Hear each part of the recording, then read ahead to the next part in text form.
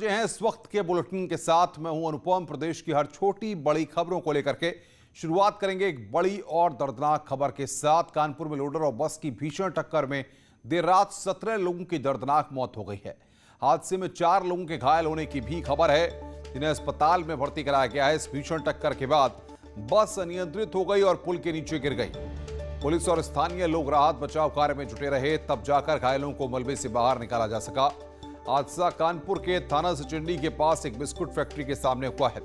IG Mohit Agarwal ने कहा कि 4 लोगों का इलाज अस्पताल में किया जा रहा है। बस लखनऊ से दिल्ली जा रही थी। घटना के तुरंत बाद सीएम योगी ने हादसे पर गहरी संवेदना प्रकट की। सीएम योगी ने मृत्यु पर गहरा दुख व्यक्त किया है और दुर्घटना में मृतकों के परिजनों को 2-2 लाख रुपए के मुआवजे का ऐलान किया। सीएम ने हादसे के बाद घायलों के समुचित इलाज की व्यवस्था करने के भी उच्चाधिकारियों को निर्देश दिए हैं।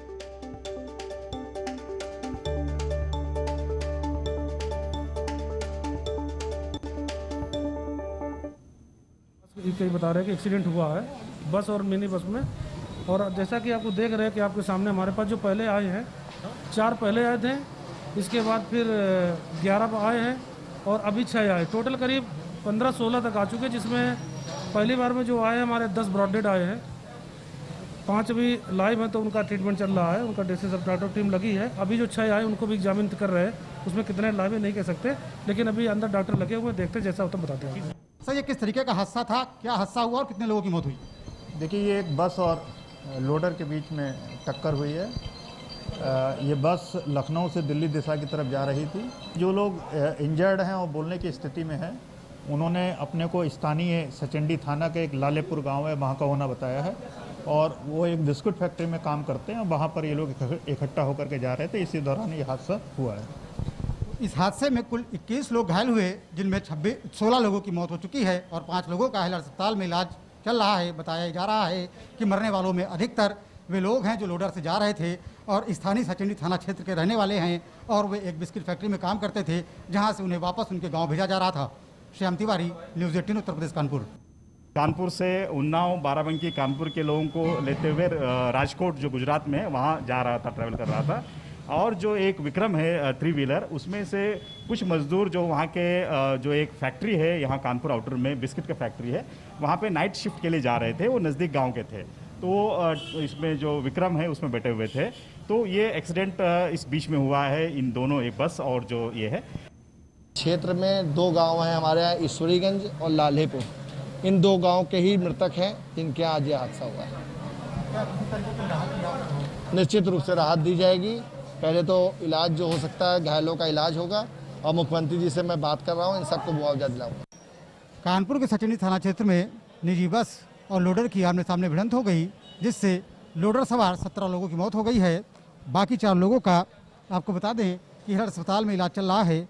जैसे ही इस हादसे की सूचना जिला प्रशासन को मिली तो प्रशासनिक अधिकारी मौके पर पहुंच गए। इसके अलावा हिलाल अस्पताल के प्रिंसिपल, सीएमओ और तमाम दूसरे जो डॉक्टर्स हैं उनको मौके पर बुला लिया गया, जिससे कि जो घायल हैं उनके इलाज में किसी तरीके की कोई कोताही ना हो सके। लेकिन जब तक घायलों को यहाँ पर लाया गया, उनमें से 17 लोगों की मौत हो चुकी थी।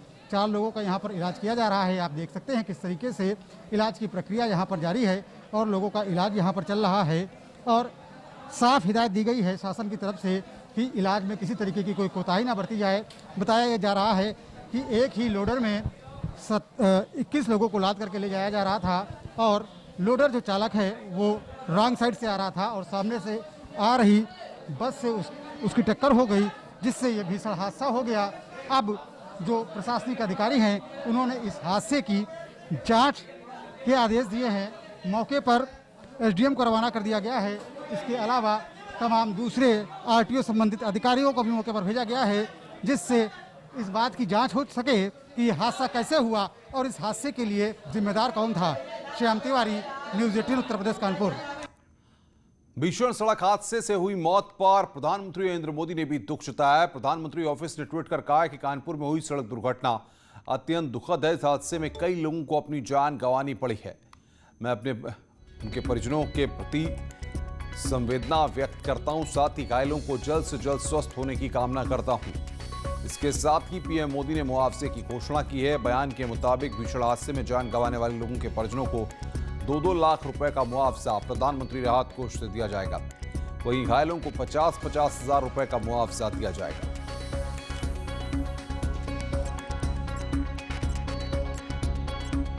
और ये ट्वीट है यहां पर जो हम आपको दिखा रहे हैं इस वक्त आपकी स्क्रीन पर। कानपुर में हुई सड़क दुर्घटना अत्यंत दुखद है। इस हादसे में कई लोगों को अपनी जान गंवानी पड़ी है। मैं उनके परिजनों के प्रति अपनी संवेदना व्यक्त करता हूं। और बातचीत करने के लिए श्याम तिवारी हमारे संवाददाता हमारे साथ सीधे जुड़ रहे हैं। श्याम, फिलहाल हादसे के बाद कई ऐसे सवाल हैं, इनका जवाब बहुत जरूरी है। क्या वजह हादसे के पीछे रही है? घायलों की हालत फिलहाल कैसी है? क्या जानकारियां मिल पा रही हैं? 4 घायल यहाँ पर भर्ती हैं, उनका इलाज चल रहा है और उनकी स्थिति ठीक बताई जा रही है। इसके अलावा जो 17 लोगों की मौत हुई थी उनका रात में ही पोस्टमार्टम कर दिया गया है। डॉक्टरों को बुलाकर रात में पोस्टमार्टम किया गया और उनके शवों को उनके गांवों के लिए रवाना कर दिया गया है। आपको बता दें कि मरने वाले 2 गाँव के हैं जो स्थानीय वहाँ पर स्थित एक बिस्कुट फैक्ट्री है, वहाँ पर काम करते थे और वो नाइट शिफ्ट में काम करने के लिए जा रहे थे। सबसे बड़ी लापरवाही फैक्ट्री मैनेजमेंट और ऑटो चालक की है, क्योंकि एक ही ऑटो में 21 लोगों को ले जाया जा रहा था, यानी कि ओवरलोडेड। और ये प्रक्रिया लगातार जारी थी, कभी 17 कभी 18 और उस दिन कल हादसे वाले दिन 21 लोगों को लेकर के जा रहे थे। और आधा किलोमीटर का रास्ता बचाने के लिए टर्न करके ना आना पड़े, इसलिए जो ऑटो चालक था वो रॉन्ग साइड से जा रहा था और वही बस काफ़ी तेज़ रफ्तार से आ रही थी। बताया जा रहा है कि जो बस के जो चालक है और उसके साथ में बस में जो सवार एक और कर्मचारी है वो नशे में धुत था और फजलगंज के पास कुछ लोगों ने उन्हें टोका भी शराब पीने की वजह से, नशे की वजह से, लेकिन वो माने नहीं। बताया जा रहा है कि जब लोगों ने टोका तो उसके बाद वो और तेज़ी से गाड़ी चलाने लगे। इसके बाद जब किसान नगर में यह हादसा हुआ और बस भी पलट गई और लोडर जो ऑटो था उसके परखच्चे उड़ गए। इसके बाद मौका देख करके बस चालक और बस के जो कर्मचारी हैं, जो 2 ड्राइवर होते हैं बस में, क्योंकि ये लंबी दूरी की बस थी, निजी बस थी, 2 ड्राइवर इसमें चलते हैं, दोनों ड्राइवर मौके से फरार हो गए। हालांकि जो पुलिस के अधिकारी हैं उनका कहना यह है कि जो ड्राइवर का जो मालिक है ग्वालियर का रहने वाला, उससे संपर्क किया जा रहा है और जो ड्राइवर थे उनके बारे में जानकारी उठाई जा रही है। इसके अलावा जिस तरीके से रात में शासन ने मामले का संज्ञान लिया, उसके बाद घायलों को बेहतर इलाज मुहैया कराने के लिए प्रशासनिक अधिकारी हलट अस्पताल पहुंच गए थे। इसके साथ ही मामले की जांच भी शुरू कर दी गई है। नजर बना के रखिए, आगे भी हम आपसे अपडेट लेते रहेंगे। श्याम तिवारी इस बड़ी खबर पर हमें अपडेट दे रहे थे। वो बता रहे थे किस तरीके से पूरे हादसे के बाद यहां पर प्रशासनिक अमले ने कार्रवाई की है। इधर आगरा से एक बड़ी खबर आ रही है। डॉक्टर अनिंजय जैन पर एफआईआर के बाद अब श्री पारस अस्पताल का लाइसेंस भी निलंबित कर दिया गया है। संचालक को निलंबन का नोटिस थमा दिया गया है। CMO doctor Virendra Bharti, doctor Sanjeev Varman को जांच की जिम्मेदारी दी गई है, जो 2 दिन में अपनी जांच रिपोर्ट को सौंपेंगे। तो आगरा से इस वक्त की बड़ी खबर, डॉक्टर संजीव वर्मन को भी जांच कमेटी में शामिल किया गया है। डायरेक्टर अनिंजय जैन पर एफआईआर दर्ज की गई है। श्री पारस अस्पताल का लाइसेंस जो है वो निलंबित किया गया है।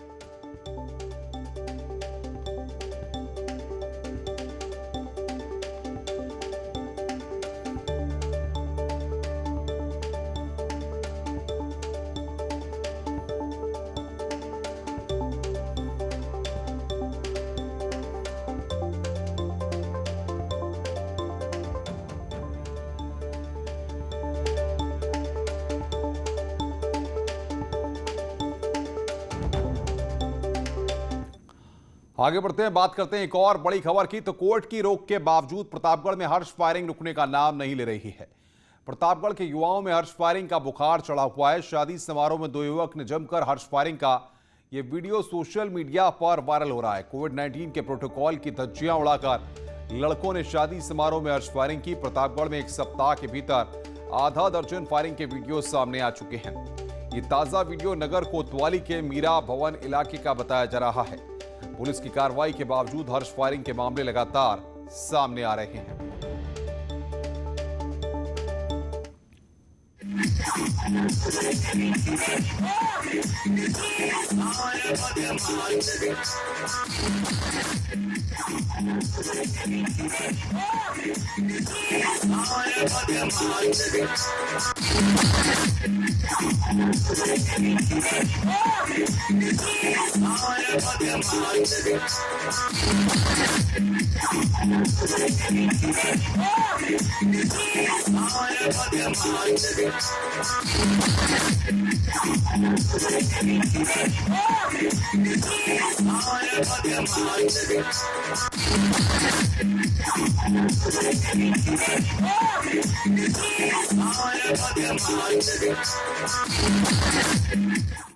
आगे बढ़ते हैं। गोड्डा से खबर है जहां पर अज्ञात कारणों से देर रात घर में भीषण आग लग गई। भीषण आग से 2 घर पूरी तरह से जलकर राख हो गए।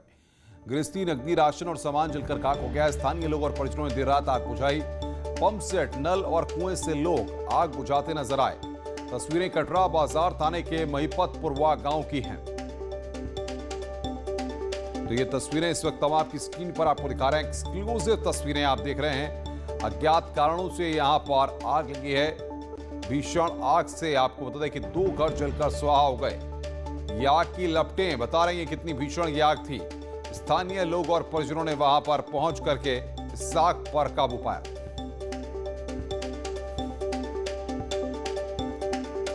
तो एक्सक्लूसिव तस्वीरें न्यूज़ 18 आपको दिखा रहा है गोंडा की, जहां पर 2 घर पूरी तरह से जलकर स्वाहा हो गए। कटरा बाजार के महिपतपुरवा गांव का ये पूरा मामला है।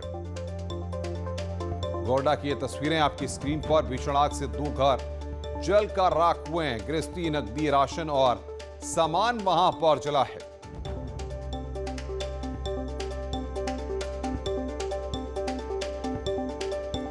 ये तस्वीरें इस वक्त हम आपको दिखा रहे हैं कि लोगों ने वहां पर खुद आगे आकर के आग बुझाने की वहां पर कोशिशें की।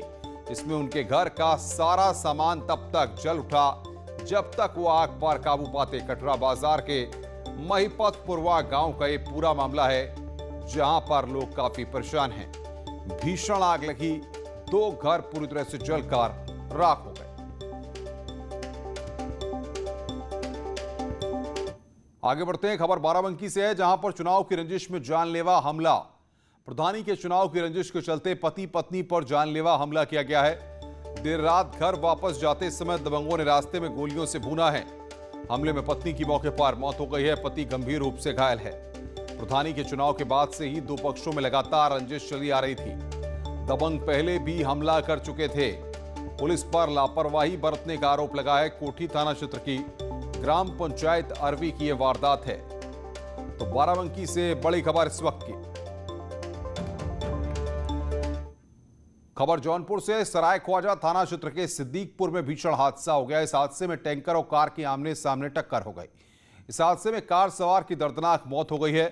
तस्वीरों में आपको दिखाई दे रहा है कि कैसे एक कार सवार दूसरी तरफ से आ रहे ट्रक को टक्कर मारता है, जिसके बाद कार के परखच्चे उड़ जाते हैं। देखिए इस आप फुटेज को हम कहेंगे इसको जरा बड़ा करके दिखाइए ताकि दर्शक भी समझ पाएं कि तस्वीर कितनी साफ है।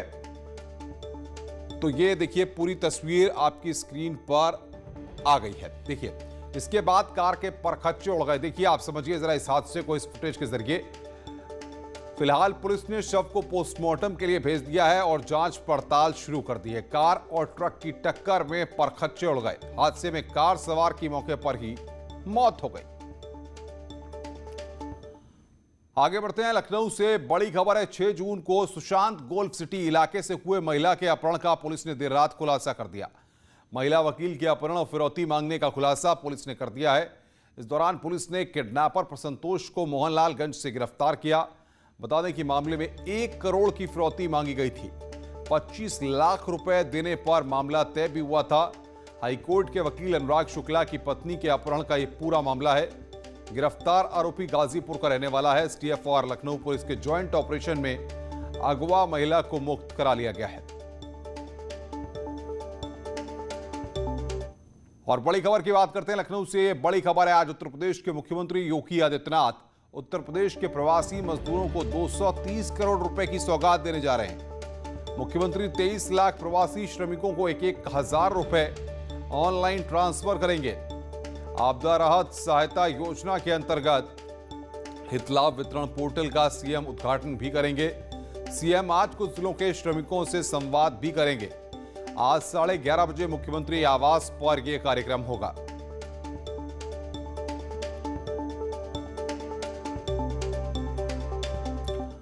और बात कर रहे हैं एक बड़ी खबर की। उत्तर प्रदेश कैडर के रिटायर्ड आईएएस अनूप चंद्र पांडे निर्वाचन आयुक्त नियुक्त किए गए हैं। 12 अप्रैल को मुख्य चुनाव आयुक्त सुनील अरोड़ा का कार्यकाल पूरा हो गया था।